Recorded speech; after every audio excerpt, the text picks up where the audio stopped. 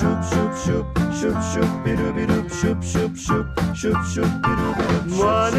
good morning, rise and shine.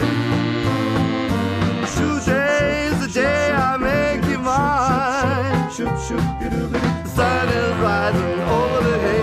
I know it's gonna be a wonderful day. So morning, good morning, rise and shine. Hello and welcome to another of our inspiring leadership podcasts. The purpose of these podcasts is quite simply to learn from the best, the very best.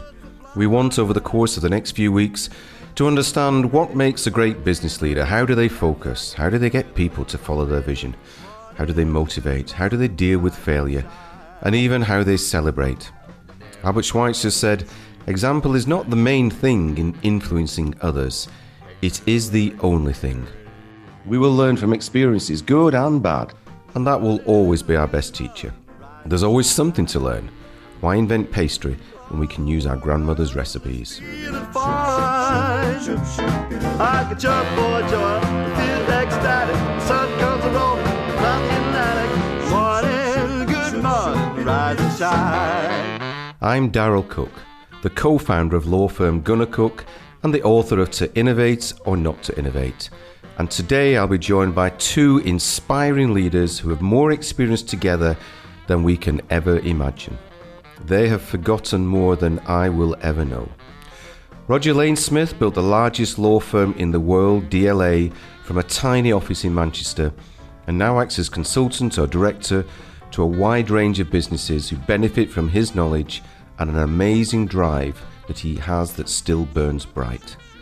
And also Sir John Timpson, the chairman and owner of Timpson's, who built the 150-year-old family business of key cutters and shoe repairers into over 2,000 shops, and developed a style of management known as upside-down management, which he has written about widely for many years.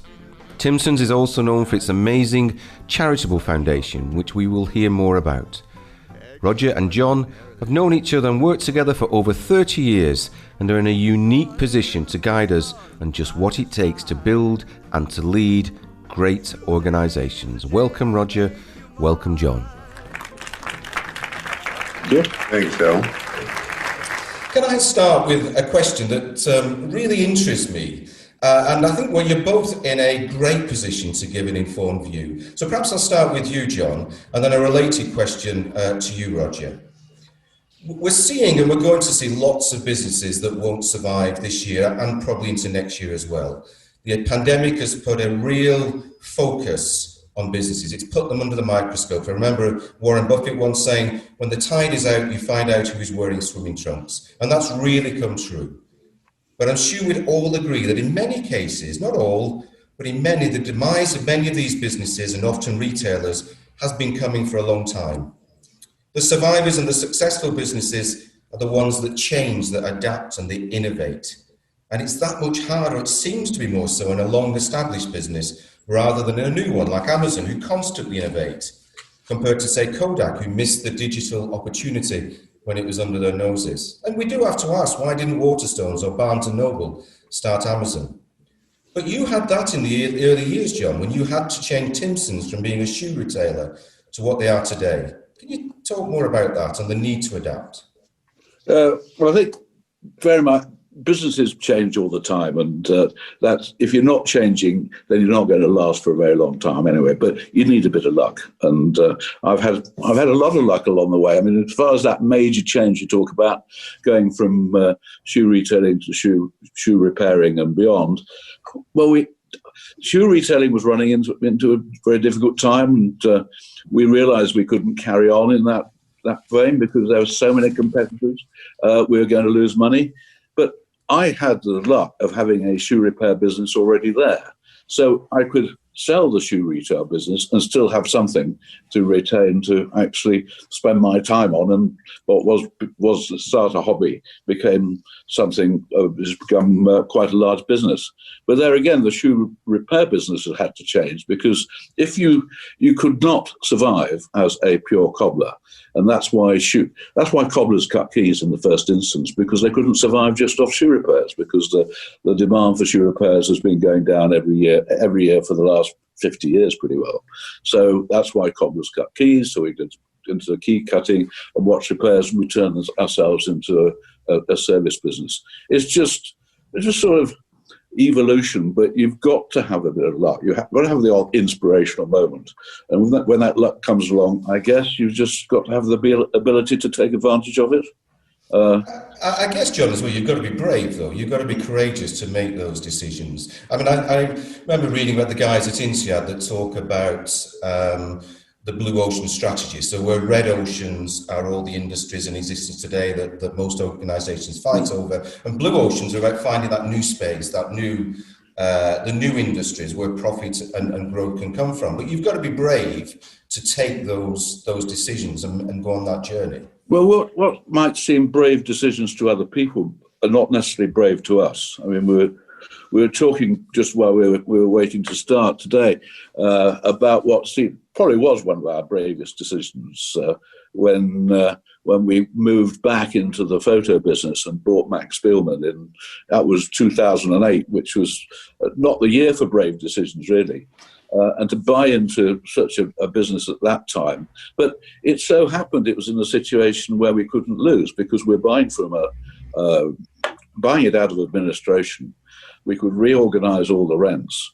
We managed to get pretty well rent-free for 6 months. And within 11 weeks, we got enough cash back to pay for the business. So that was hardly a brave decision when you could spot that.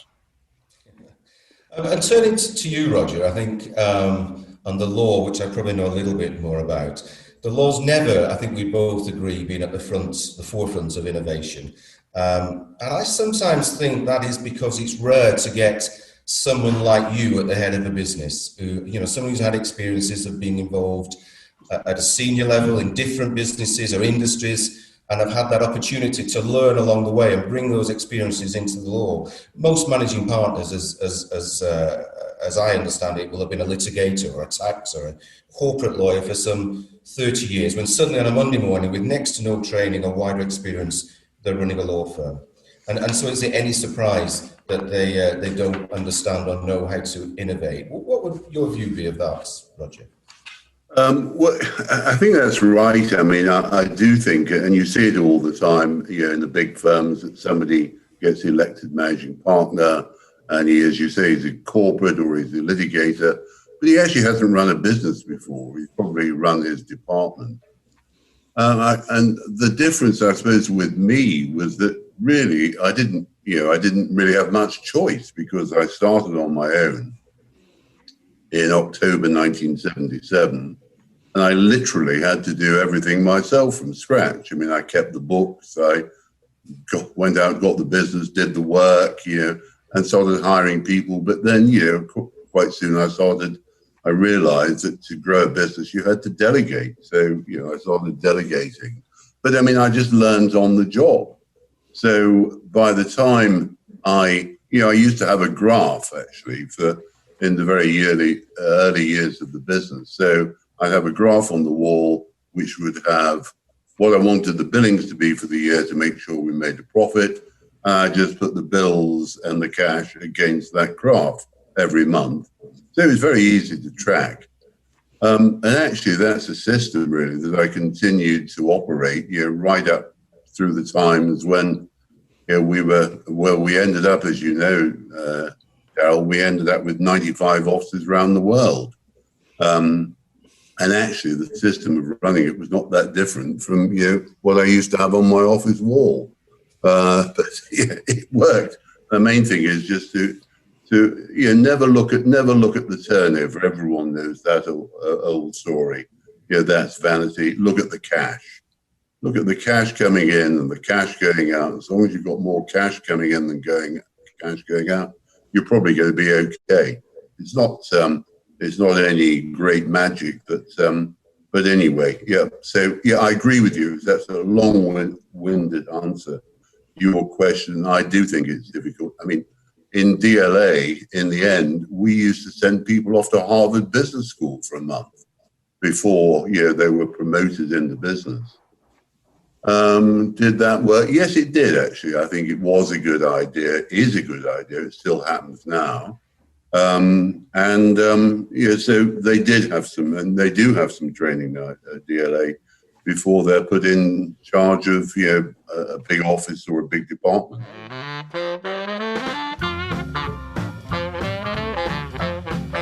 Thank you for that, Roger. You've both known each other for a long time. I can't remember how many years it is now. It's well over 30 years. 1989, Darryl. Is it? I'm getting to that age where I try not to put dates on things, but I do understand. How did you first meet then, and how did you start to develop a relationship? John, do you want to start that one off? Roger didn't meet me. He met Alex, my wife.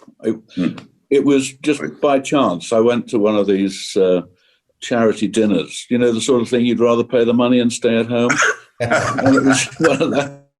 And I was sat way down the table, and Roger was sat next to Alex.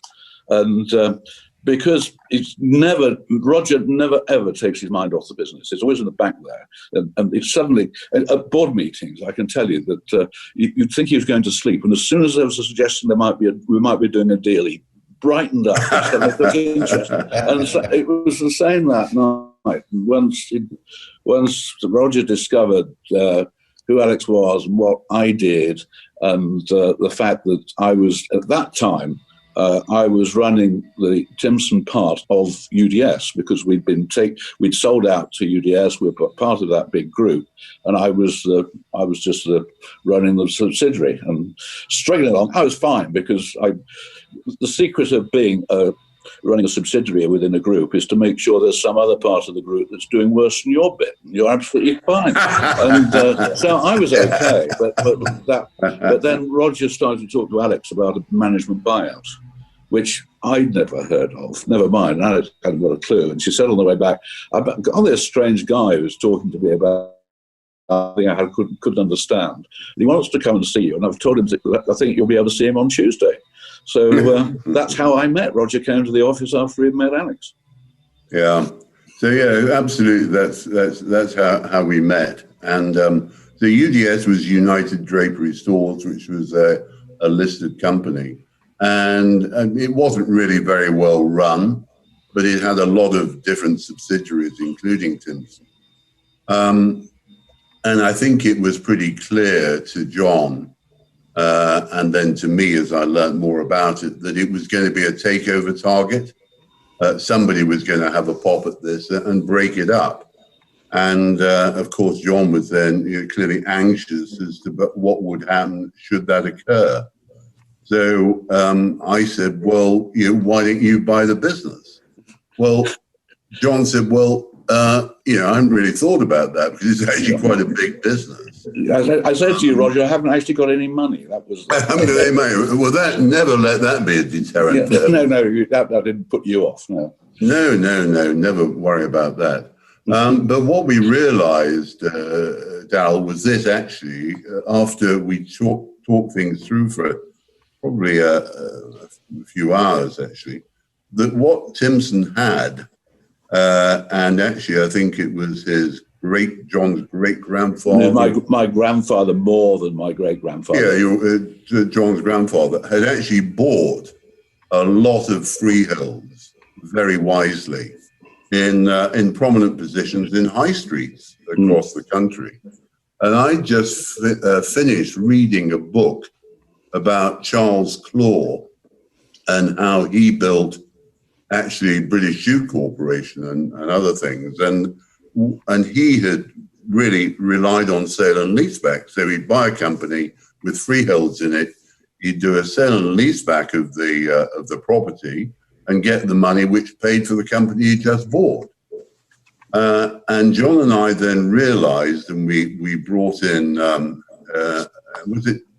trying to remember, but anyway, a very good property agent. Paul Healy and Baker. Paul Orchard Lyle was the guy that. Paul Orchard Lyle, that's right, at Healy and Baker, who was a great guy. And we soon worked out that we could raise, some tens of millions in sale and leaseback. So actually, we could get the money to buy the business. And when we talk now about MBOs, management buyouts, of course, this is 1983, 83, I think. 82 we started talking. End of 82, probably beginning of 83. And we talked through 83, but at that stage, I mean, there had been precious few management buyouts. And the reason, as you'll recall, Darryl, was very simple, that until the Companies Act, I think 1981, you couldn't leverage up on the assets of what you were buying. So it was actually quite difficult to raise money unless you already had it.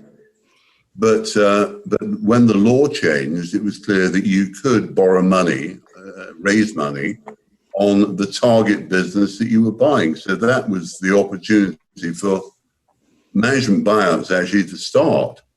But when we look back, we say, well, this was a huge deal. I mean, actually, it was only, we sit here today in 2020. You say, well, how much was it? Well, it was 43 million. Well, you say, crikey, that doesn't seem very much at all. Well, then it felt like 500 million. Well, it was the second biggest buyout that's ever been done. And the biggest one was, I can't remember, it was National, was the post office? No, not the post office. No, something. I'll think of it in a minute, yeah. Anyway, so it was pretty daunting. But anyway, that's how we met. And we spent really 1983 plotting and, waiting for the opportunity. And John was talking to the boss man there, weren't you, John? Yeah, well, it was strange. The whole we almost lived together then, didn't we? Well, we did. We did spend the odd night together, Roger, but you didn't find that too. You couldn't sleep because I was snoring. But there we are. You're a terrible snorer. Yes, something to do with we went off and had a lot of red wine every night, I think, when we were discussing what we we're going to do the next day. But I mean, when I said earlier about you need a lot of luck, I mean, we did have one or two enormous bits of luck in that deal as well, I think. Yeah. So we were dealing with, and in the end, if it was Hanson that bought UDS, and if it had been the other player, Gerald Ronson would have been involved in it, we wouldn't have got the opportunity. And then there was a sort of dramatic moment in the middle of it when we discovered we got the figures wrong, if you remember, Roger. Where we'd done we thought we'd done the deal, and I got home, got on the plane, and got on the train, and had a couple of glasses. The plane came later, John. The plane came later. Yes, well, we made some money. yeah, absolutely. And I got home, and Peter Cookson, who's my finance director then, rang me and said, there's been a mistake. And we were 4 million out. It was all to do with intercompany balances and where we'd settled it. And the 4 million was, as I say, in our favour. Bank error in your favour. Absolutely. So whereas the usual management buyout thing was the management would be offered 12.5% going to 25% on performance or whatever, we suddenly turned that round a bit. And over a weekend, it became, in the end, about, was it 75, 80% for the management? Yes, it really made all the difference. So in fact, John personally could end up with control of the company that we formed to buy it. But yet we also had scope to bring in the senior guys around John, as well as we brought in actually a private equity player, Candover, which was pretty much almost one of their very first deals. I mean, they became huge in private equity. But I'd met Roger Brooke, who founded the business, about a year or so before, and met him. And so we ended up doing the deal with Candover, and they were actually very good partners. And fortunately, they made a lot of money. So I did have some tense moments there, Roger.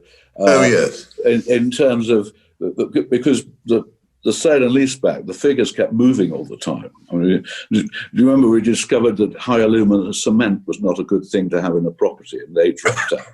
And then we learned the dilapidation. Or asbestos.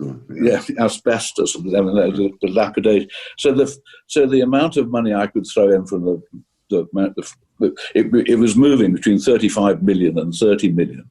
And every time it was going down to 30 million, Candover trying to get in for a bigger percentage of the equity. But, exactly. we made it in the end. Yeah. It is a fascinating story, actually, and it's great. I'm sure it's great for you to recollect it now and look back. It's an amazing story.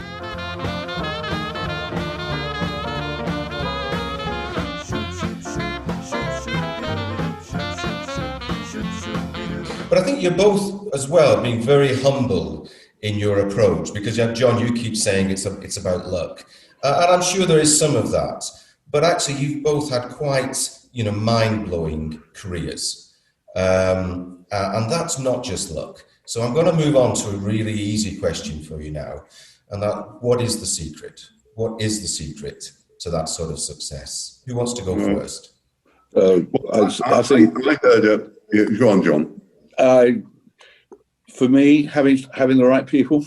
I mean, Roger has been one of my team really for a long time, but also our business has been as good as the people we've had running the shops, and in particular now the last 18 years have been pretty magical because we've had a very good managing director. It happens to be my son James, who's been done some extraordinary stuff, and we concentrate on picking the right personalities all the time. And so that's number one, I'd say, and Roger's already said it, one of the things we've concentrated on is we always look at the cash in the bank compared with the same day last year every day.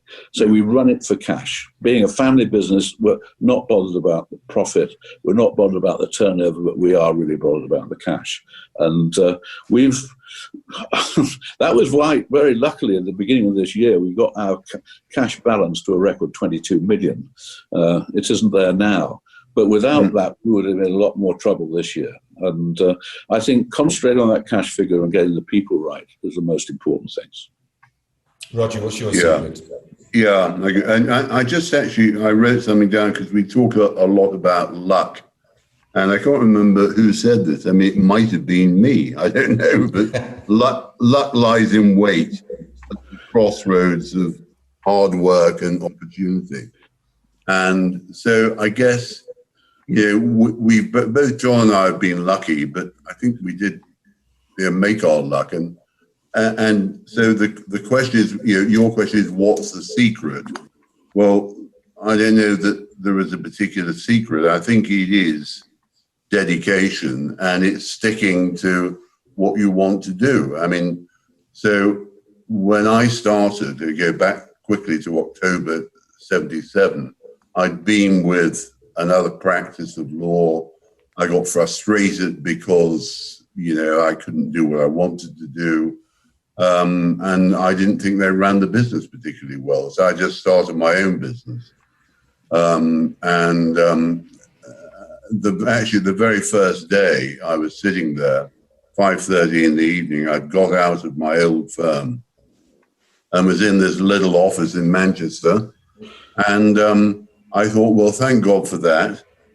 But actually, what am I going to do? Because, I hadn't got a plan really. And my plan was just to start on my own. And but I thought, well, I've got to have a plan, and that plan must be demanding.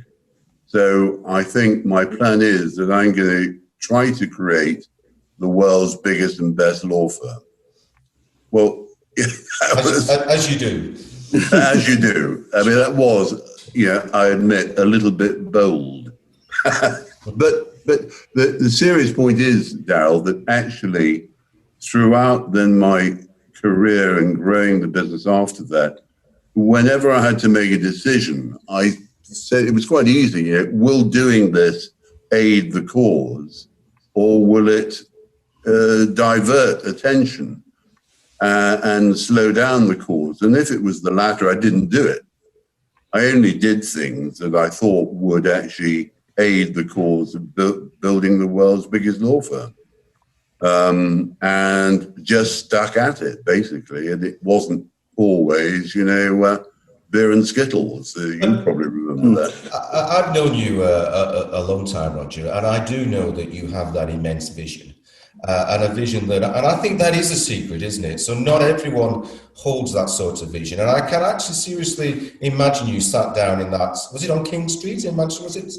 It was on number 20 Kennedy Street. Okay, 20 Kennedy Street. I can imagine you sat at that desk and thinking, I'm going to build the biggest law firm in the world. But what were the drivers to it? Where does that ambition come from, that challenge, where most people would say, I'm going to build a law firm and I'm going to have 10 or 15 people in it?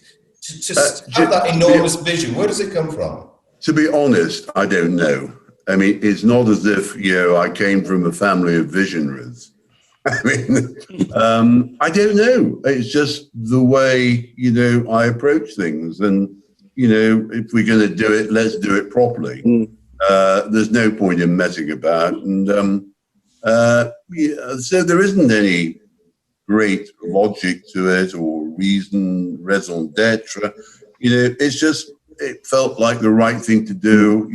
There's no point in having a target and aiming low and missing. I mean, you've got to have ambition, and I think that's true of Timpson. I mean, we I think have always been determined, and I'll shut up now and let John say it, but to build Timpson into a very substantial private business, because when we bought it out, after we sold the shoe retail shops, which we haven't really spoken about, but I think it was in 1987 or 8. But anyway, we were very relieved.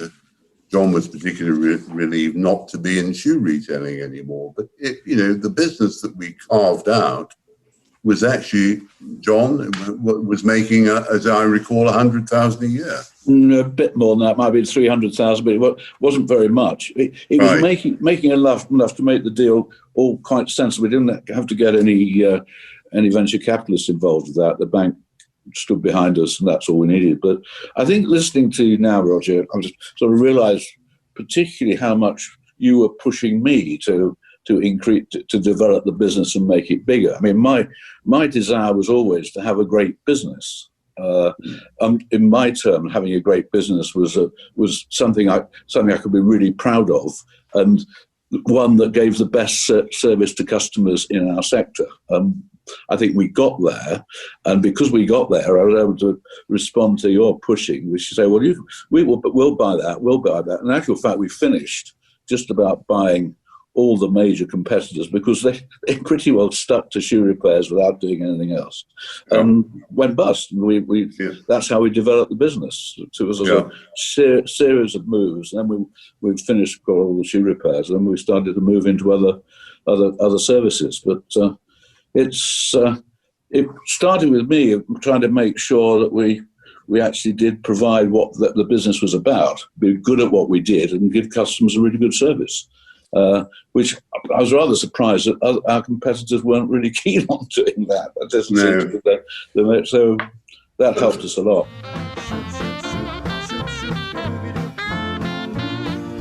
But clearly, both of you, when you set off with this kind of drive and ambition, you were neither of you seem to be afraid of failing. And we have a saying in our business where we say the only failure is not trying. And I think it was, not sure who it was, I think it might be Nelson Mandela that said, you never lose, you either win or you learn. And I think the two of you, from what I know of both of you, have kind of, you've focused on what you want to do, and you will have had knockbacks, you will have had failures, but somehow you bounce back from those failures all the time. Is that right? Well, the 4 years after we did the major move, the management buyout, for me was pretty hellish, really, because the shoe retail business, partly because we geared it up with the sale and leaseback, but mainly because that the shoe retail sector was going through a major reconstruction, because all the other retailers on the high street were Marks and Spencer's, Littlewoods, all the Burton Group. They're all selling shoes, and there's a lot of mail order. It was the equivalent of being attacked by an online business, but before online happened. And there were 70 different family chains, mainly originally, of shoe shops. And there was no need for any of them in there. They've nearly all gone. We were just very lucky to be the first to get out, so we got some money for it. But on the way, when I could see this thing that my great-grandfather had started, we'd done this wonderful thing of buying it back, and with that bit of luck, managed to get a majority holding in it.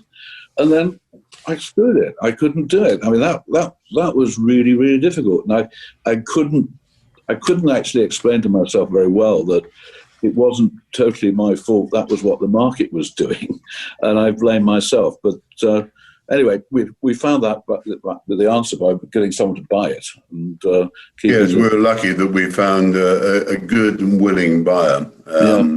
And in fact, there is quite an amusing story, Darryl, about this. So it's quite a long and difficult transaction. Right at the end, and there was quite a difficult lawyer on the other side who was a pain in the neck, actually.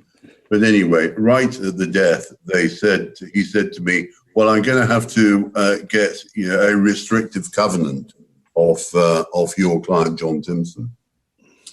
So I said, "Well, we were expecting that. You obviously don't want him competing in the shoe retail business if we're selling it to you. What sort of period did you have in mind?" And he said, "Well, I'm going to insist on a 3-year restrictive covenant." I said, "Well, I tell you what, chum, you can have 10. And we actually put that in the share purchase agreement. John was barred out for 10 years from the shoe retail business. And you told me I should have gone for 25. It would be much more sense. No regrets about that.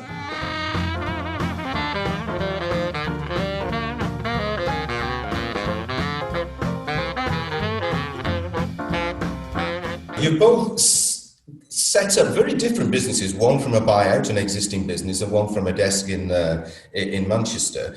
So both of you have been thrust into leadership as well, in a very public way as well.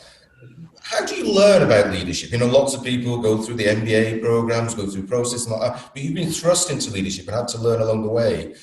How did that go? How did that work out? John? I do. Well, you learn from your mistakes. But in fact, the great thing that you do learn by doing it on your own like that is that you've not gone through the MBA course, so you don't do what everyone thinks is professional management, and we do it our own way.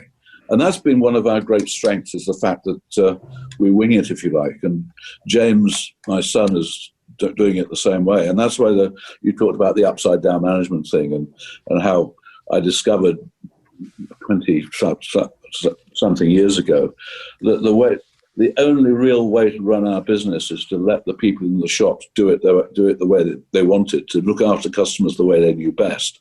You don't do that by a set of rules. And all this, I saw our original retail business ruined by a management team that put in management by objectives, by telling everyone what the results had got to be, and everyone had to work towards those aims, and that would be. And it was hopeless. It was management completely from the top. And when I realized that our success totally depended on how well we looked after our customers, and therefore we were dependent on the people in the shops to do it, that literally led to me turning it upside down. And we do that right through the middle management as well. And it became a completely different way of running a business. And part of getting us there was to actually change the head office and stop calling it head office, and it's now Timpson House, and making sure that everyone who works outside of the core of the business, outside of the shops, is there to support the people who are in them, not to tell them what to do. So no one in our business is allowed to tell people what to do.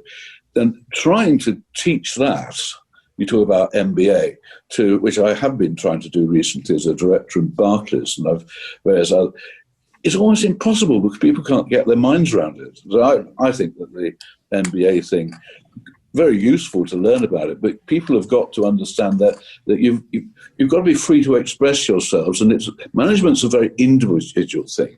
Leadership is about personality and communication. I mean, I think a brilliant example of leadership during this year is through this pandemic. My son James has sent a video out at least once a week to everybody, telling him, I mean, wherever he is, in the garden, in the shops, he just does it on the run. And I'm getting that played back as I go around visiting the shops, actually having him talking to them, walking with them through all the problems we've had has been an amazing example of leadership and getting an incentive. And I don't know whether anyone else has done it quite like, but something we've invented ourselves. And I think it's personal. You've got to use your personality to lead the people, because once you understand it's the people who actually deliver the goods for you. You don't do it. You just do the strategy. They get on and deliver it. I think that is fascinating, actually, John. And you were clearly one of the first to go. There's generally been a move, hasn't it, away from command and control to giving control back to people. But you take it to extraordinary lengths as well. Well, I would challenge you on that. Okay. Because people think they're doing that when they consult. I mean, so they go to the people in the front line and say, what would you like to do? And then they tell them what they've got to do once they've got the consensus. That's not what we're talking about. I mean, the problem with most businesses is that the middle management won't let go of the ability to tell people what to do. And they won't understand that what they should be doing is clearing the obstacles out of the way of the people in the front line. And they spend their lives putting obstacles in the way. The obstacles being the way the standing orders they've got to follow, not helped, I might say, knowing I'm talking to quite a lot of lawyers, by all the governance that goes on and all the things we try to do to make sure that we stick to the regulations that have been brought in over the last few years. But you're not saying either that there doesn't have to be process. Process is good for business, isn't it? No. Process. Policy and process are the things that screw up businesses. Okay. If you don't have all this policy and process, you actually can clear out a lot of quite highly paid people in the middle who are actually putting the barriers in the way that make life difficult in the front line. Strategy, what your central people should be doing is creating the strategy and communicating it and letting the people out there get on and do it and providing all the support they need to do it. Does that not put a lot of pressure as well on recruitment? Because you've got to get the right people into the business to do that. The first thing you'll discover is it only works if you've got the right people. Mm-hmm. And so you pick people according to their personality, I mean, recruitment's getting worse because it's pretty well been done online and they don't actually even meet the people they're recruiting sometimes these days. But you don't recruit for skills, recruit for personalities. You can train people up. They need to have, obviously, certain jobs. They need to have some ability in that direction, but it's not actually the recruitment. You've got to add to recruitment. The other thing which is vital is you've got to make sure you've got a whole organisation full of people who rate 9 or 10 out of 10. And you can't get there unless you're willing to say goodbye to the people who aren't good enough. And I don't mean by lots of warning letters and performance management programs and following all that the employment lawyers say. The way to do that is actually to talk to people, and you'll discover that most of your poor performers who are frankly irritating and getting in the way of the people who are good actually don't enjoy their job. And you've got to help them to find their happiness elsewhere, working for someone else. Never thought I'd see such opportunity. Extraordinarily wonderful. Roger, just turning to you, is this more difficult in a law firm? I mean, we always have this challenge, don't we? That, well, I always think actually John Maxwell once said that, you need followers because without them, you're just going for a walk. And one of the problems, though, with law firms is that the ownership is spread so far amongst so many partners, and you need to bring every one of them with you. You know that the old thing about running a law firm is like herding cats. That is particularly true, I think, of lawyers because, lawyers are quite self-opinionated. And as John said, I tread carefully, knowing this is probably an audience of lawyers, but no, actually, hopefully it's an audience of businessmen as well. But, running a law firm is like herding cats. And I'd say two things. First of all, I think we were successful in our law firm in the end because I always believed in hiring people who was better than I was. And technically able and so on. So I always really tried to hire the very best people I could, which actually was pretty difficult when you started off because nobody who was any good wanted to join a one-man band in Manchester. And in fact, I remember a funny story, which I'll tell you not to be too serious, but it was, I ended up, you remember this, Darryl, doing quite a lot of work in Hollywood. Because I picked up by luck and circumstance. I was so envious of that, Roger. Roger, you wouldn't know envious. Well, I ended up, at the end of the in the 1980s, I suppose, acting for pretty much all the studios in Hollywood, which was a very nice sideline. And through that, Aaron Spelling Productions was a particularly big client who came upon the series called Dynasty, if you remember that. And Aaron Spelling became, it was a very good client, became quite a good friend. And he said to me one day, he said, we're not doing very well with this new show of mine. He said, so we're going to hire an English actress in. You must know her. So, I said, well, who is it? He said, she's called Joan Collins. So I said, well, yes, I've heard of her. He said, well, don't you know? I said, look, Aaron, there are 60 million people in there. I didn't know them. He said, but I've heard of her. And, yeah. He said, well, I'm hiring her. And when she gets here, he said, you're going to be her lawyer because I don't think her current lawyer is any good. And so anyway, he introduced me to Joan when she started the show. And so we then ended up, and then Joan became the most recognized woman in the world after the Queen in Dynasty. You couldn't go anywhere, but traffic would stop. Joan was so recognized. And then all the tabloid newspapers were having a go at her, calling her the bitch and so on because she'd been in that film. And anyway, one day I was talking to a member of the tabloid press, and we were settling a claim for defamation against them. And I finally got a good settlement out of this guy. And he said, just before you go, Roger, because we're now pals. Just before you go, Roger, he said, I just want to ask you a question.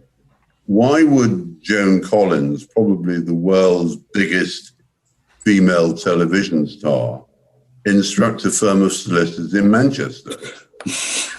And I said, well, I'll tell you, Peter, because she can afford the best. Love that story. So apropos of nothing at all. But leadership, I actually, and this sounds very arrogant, I believe in a benign dictatorship. And I think it's the only way to run a law firm. And so I think people used to say of me that I would talk to everybody and consult everybody, but then do exactly what I decided to do in the first place. And I think you have to do that. You have to show leadership and say, well, that's what we're going to do. But, consult people so they feel that they've been part of the decision. And that must be right, isn't it? That a good leader has to give direction as well. I remember Henry Ford saying, if we'd asked the customer, we'd have just had faster horses.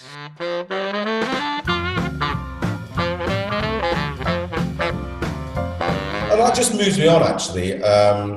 Perhaps as we come to the end of this, is to talk a little bit about culture, because I really believe that great organisations have great cultures, and I think too many organisations don't design the culture that they want. I often say within the business here that everything we do is copyable, except our culture. And I think setting out to design the culture you want is important. And John, whether you, perhaps, I don't know whether you thought about it in that way, but you've clearly created a culture at Timpson's that is very unique, with little process. Was that deliberate, or has that happened? Well, it clearly was deliberate in how you went about it, but did you realise you were creating such a culture when you did that? Well, I think it has just happened in a way. I mean, clearly, I think I'm surprised how well the business has become, how well known the business has become. Because I mean, we haven't advertised for 30 years. We don't have a PR company working for us, anything like that. But we do talk a bit about what we do now because people seem to find it interesting. And what creates a culture is really what you do different from everyone else. And I guess what we've done differently is we've been absolutely passionate about looking after our people, and that's where it starts. That's where we give them their birthday off. We've got holiday homes where they stay out, and we now have this wonderful thing we call Dreams Come True, where we fix things for for people who work for us who like going to meet up with a relative in Australia they haven't met for years and years and years, or we have lots of trips to Vegas, or we've done a lot of dental operations. We've had successful IVF treatments. We've even paid for 2 divorces, which have made 8 people very happy when you work it out. But we have this culture of kindness and trying to look at things that actually show that we recognise how good our people are. Support the people who are really great, and when we've done that, we started to do a few things outside. And I think it was another piece of great luck was when James went to prison just down the road from here, near Warrington, and many years ago for a YPO event, and part of the event was go around this Thorncross prison by one of the inmates, and James was so impressed with the inmate called Matt. He said, "When you get out, give me a ring, I'll give you a job." And that started his scheme of employing people direct from prison, which has become part of our culture, and it's just another thing that we do. And then we now, if you go in our shops, we do a fair bit about supporting children, and I've written 1 or 2 books about attachment and about mental health, which we give away for free. So we do some quite. You might think that's not business, but it really is good business because it is creating, as you say, a culture.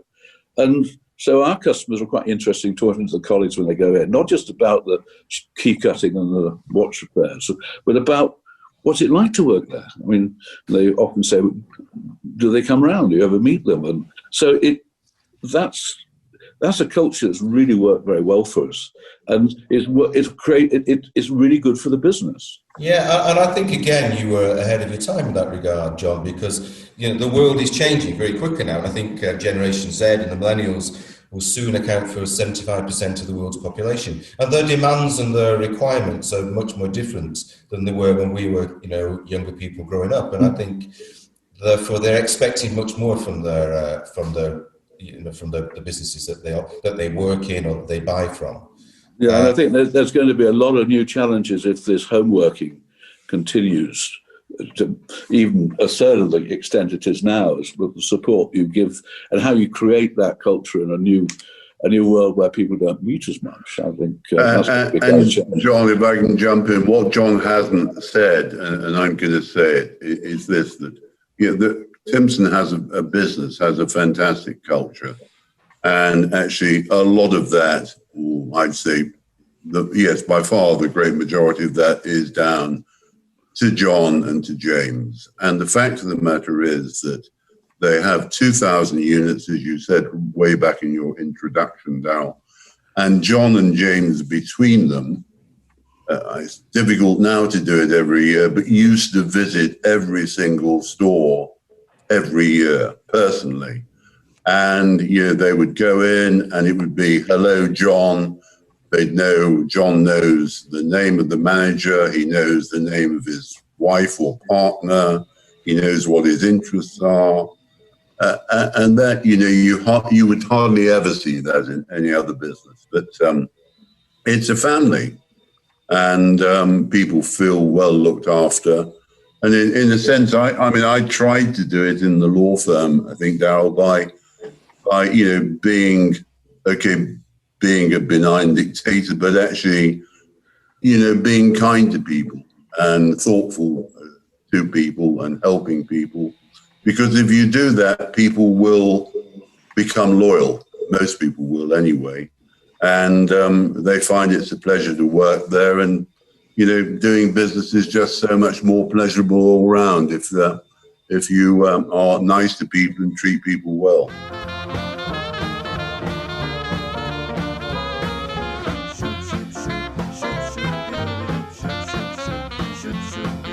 This has been really awesome, Roger, John. Thank you so much. You've been so open, so honest.